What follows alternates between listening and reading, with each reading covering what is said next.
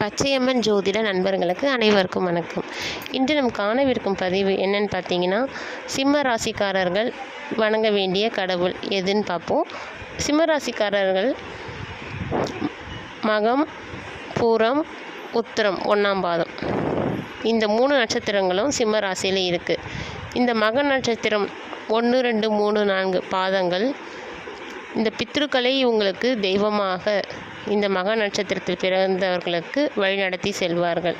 அப்போது இந்த மக நட்சத்திரக்காரர்கள் பார்த்திங்கன்னா, அந்த வீட்டுடைய 7 முன்னோர்களின் 7 தலைமுறை எல்லார் பேரையும் நம்ம பாட்டன் பூட்டன் எல்லா பேரையும் நம்ம தெரிஞ்சு வச்சுக்கிட்டு அவங்களுக்கு கண்டிப்பாக தர்ப்பணம் கொடுத்து தொடர்ந்து வழிபாட்டு செய்ய வேண்டும். அவர்கள் ஒரு அமாவாசை கூட விடாமல் காக்காய்க்கு சோறு வச்சு அவர்களுக்கு நீர் விட்டு வணங்கி, இந்த அமாவாசை ஒரு 5 பேருக்காச்சும் வெளியே ஏழை எளியோருக்கு கை கால் ஊனமுற்றவர்களுக்கு ஏதோ உணவு வாங்கி நீர் கூடயே கண்டிப்பாக நீர் கொடுக்கணும். உணவு மட்டும் கொடுக்கக்கூடாது, நீர் சேர்த்து வாங்கி கொடுத்து செஞ்சு வந்தீங்கன்னா இதுவே மக நட்சத்திரக்காரர்களுக்கு வணங்க வேண்டிய கடவுள் மிக சிறப்பாகவே இருக்கும். அடுத்து பூர நட்சத்திரம் வணங்க வேண்டிய கடவுள் எதுன்னு பார்த்தீங்கன்னா ஆண்டாள். இவரே பார்த்தீங்கன்னா பூர நட்சத்திரத்துக்கு வணங்க வேண்டிய கடவுள். அப்போது வருஷத்துக்கு ஒரு தடவை ஸ்ரீவில்லிபுத்தூர் கோவிலுக்கு சென்று மாலை வாங்கி கொடுத்து தீபம் ஏற்றி வழிபட்டு வர வேண்டும். இவங்க தொடர்ந்து இதை மாதிரி செஞ்சுட்டு வந்தாங்கன்னா அவங்க வாழ்க்கையில் என்னென்ன தேவையோ அந்தந்த காலகட்டங்களுக்கு இந்த ஜாதகருக்கு கண்டிப்பாக நிறைவேறும்.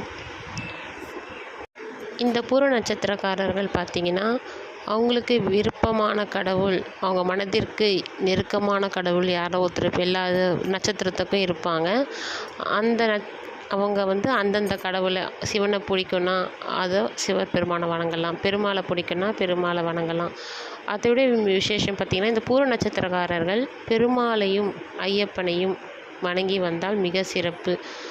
நமக்கு இந்த பாத யாத்திரை மாதிரி போகிறாங்க பாருங்கள், பெருமாளுக்கும்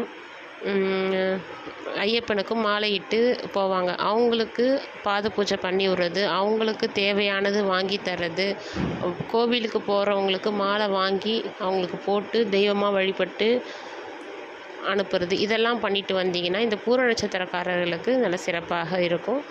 அவங்க ஒரு தெய்வமாகவே நம்ம பார்க்கணும். அவங்களுக்கு பாத யாத்திரை போகும்போது அவங்களுக்கு தேவையான உணவு, உடை, தண்ணீர் இதை மாதிரிலாம் வாங்கி கொடுத்து அனுப்பிச்சிங்கன்னா நல்ல சிறப்பாக இருக்கும். இதை மாதிரி ஃபாலோ பண்ணுங்கள். அடுத்தது சிம்ம ராசியில் உத்திரம் 1ஆம் பாத நட்சத்திரம் இருக்குது.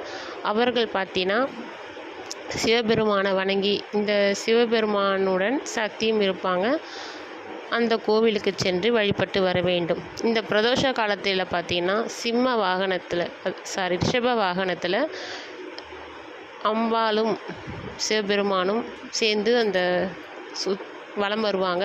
அந்த தரிசனத்துக்கு நம்ம பார்க்கணும். அவங்க பின்னாடியே நம்ம சென்று வழிபட்டு நம்ம வந்தோன்னா இந்த உத்திரம் 1ஆம் பாத நட்சத்திரக்காரர்களுக்கு சிறப்பாக இருக்கும். நன்றி, வணக்கம். உங்கள் ஜோதிடர் கவிதா.